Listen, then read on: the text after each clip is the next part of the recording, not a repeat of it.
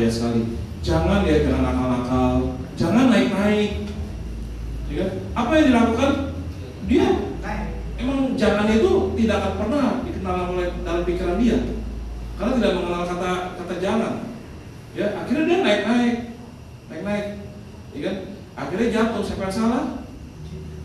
Ya kan? Orang tuanya kan sebetulnya kan. Ya. Jangan nakal-nakal. Kalau dia nakal, karena tadi, ya kan, ada penjelasannya, ya kan? Nanti kalau misalnya seperti itu ada penjelasannya. Saya sangat senang sekali tadi dapat ya tambahan juga dari Pak Yudi. Ya, saya belajar lagi, luar biasa. Kan di sini kan saling belajar, ya kan? Seperti itu. Jadi banyak belajar, ya kan? Memang tidak ada apa kata jangan itu, ya. Kalau bisa berikan nasihatnya pada dia, ya misalnya kamu harus lebih baik, harus lebih rajin, harus lebih semangat. Ya. Kamu yang nakal ya, udah gede kok jadi apa ya, kok jadi misalnya apa gitu. Itu kan kadang-kadang akhirnya, ya kan, kamu misalnya kamu bodoh, kamu bodoh gitu kan.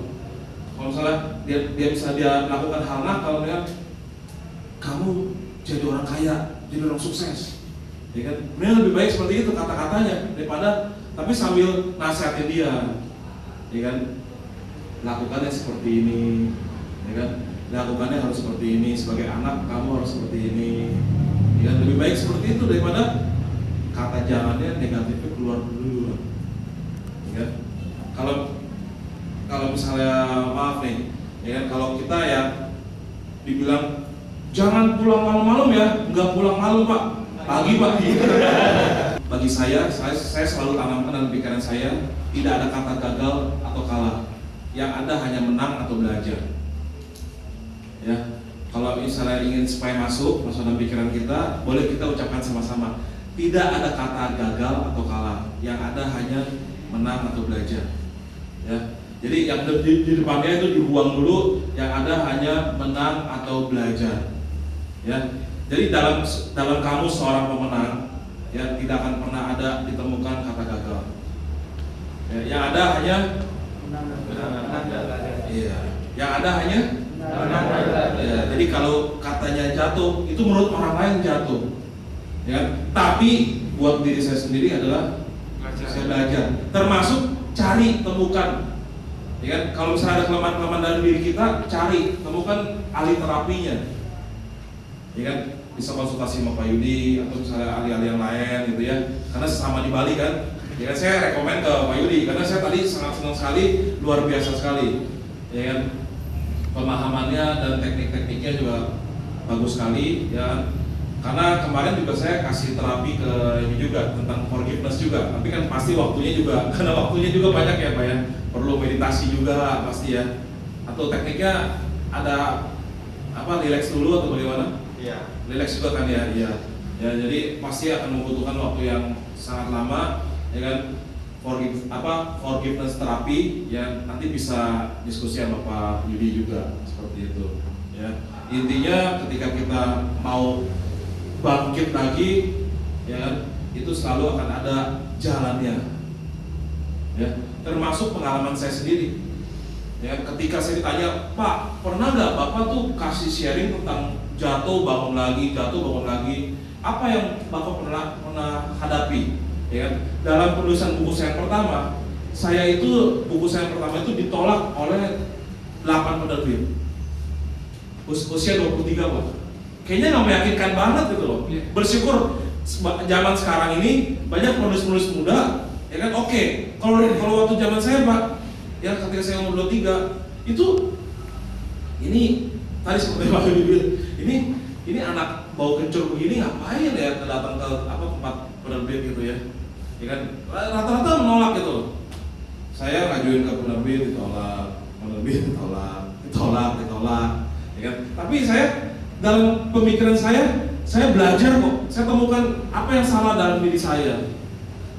Sebelum saya ini belajar tentang hipnosis dan sebagainya, ya, saya cari apa kelemahan saya, ya. Saya lihat bagaimana saya memperbaiki diri saya sehingga akhirnya bisa diterima, gitu. Ya. Bisa bayangkan nggak? Sekarang saya sudah tulis 25 buku. Ya. Kalau misal saya menyerah katanya menyerah, kata-katanya menyerah pada penulisan buku yang pertama. Ditolak satu penulis, udahlah, emang saya nggak bisa lah. Kayaknya saya nggak cocok jadi penulis deh kayaknya. Ya kan? Apakah pernah ada buku kedua, buku ketiga? Tidak akan pernah. Ya kan? Boro-boro buku kedua. Ya kan? Buku yang pertama juga pasti nggak pernah ada kan? Ya kan? Seperti itu. Ya. Tapi saya bersyukur, saya bisa belajar bagaimana saya bisa menumbuhkan spirit saya sendiri. Ya kan, saya tahu potensi diri saya. Karena sebelum itu saya sudah banyak nulis di beberapa koran, jadi di beberapa surat kabar, ya kan. Dan saya sudah terbiasa untuk nulis di kampus saya. Jadi saya sudah terbiasa. Jadi saya yakin sekali dengan kapasitas saya. Tinggal bagaimana kan mengoptimalkan potensi diri, gitu kan? Seperti itu. Ya, jadi bagaimana mengoptimalkan potensi diri kita. Pengambilan keputusan itu harus berdasarkan pada kebenaran. Ini prinsipnya dari orang-orang Jepang, ya, prinsip Bushido. Ya, keputusan itu matilah dengan gagah karena matinya terhormat. Ini menurut prinsipnya ini, ya kan, kita juga kalau udah berpegang pada kebenaran, ya kan, itu adalah sebuah hal yang sangat penting dan prinsip utama.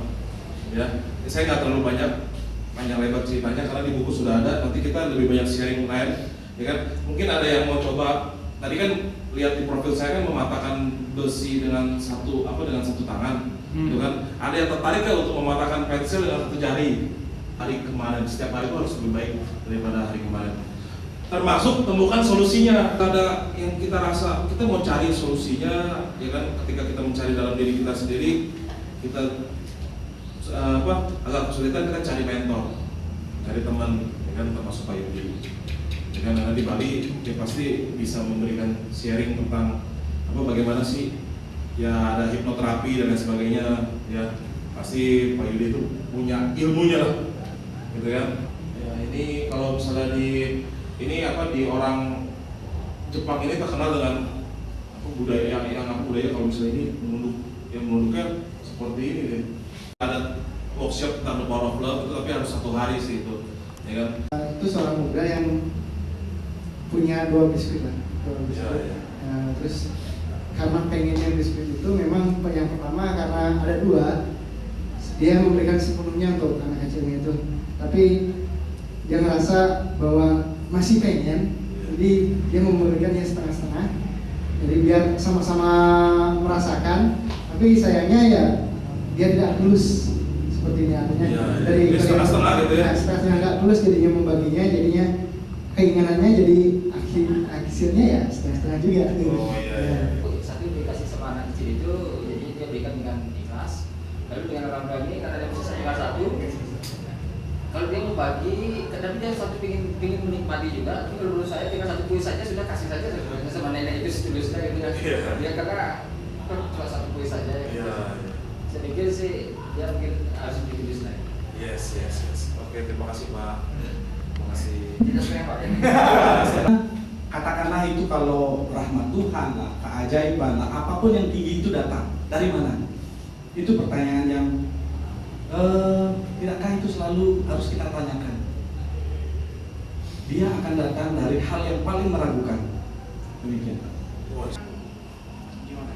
Malaikat di Circle K, jadi kita bayar 1.000, dapat beng-beng mungkin dengan harga 1.000. Kurang lebih. Oh ya. Ini kan jadi betul. Mas malaikat nggak ikhlas juga. Bukan.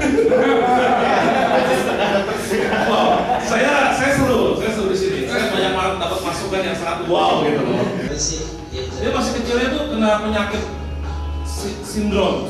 Jadi dia nggak bakal bisa tumbuh besar. Ya. Tapi lihat dia, ini kecil nih dalam sini.